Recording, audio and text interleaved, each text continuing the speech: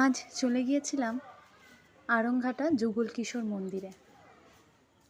মন্দির প্রাঙ্গণটা এতটা সুন্দর, শান্ত, স্নিগ্ধ, মনোরম যে বাড়ি ফিরে আসতে মনই চায় না, কিন্তু ফিরে তো আসতেই হতো।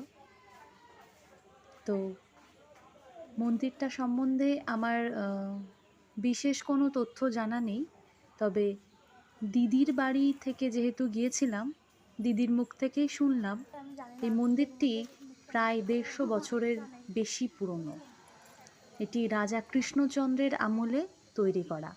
এখানে ভগবান কৃষ্ণ রাধার সঙ্গে বিরাজ করছে, আর সঙ্গে রয়েছে বিভিন্ন রকম শালগ্রাম শিলা, যেগুলোর পুজো অর্চনা এখানকার প্রধান যিনি ব্রাহ্মণ আছেন, পুরোহিতরা আছেন, তারাই করেন।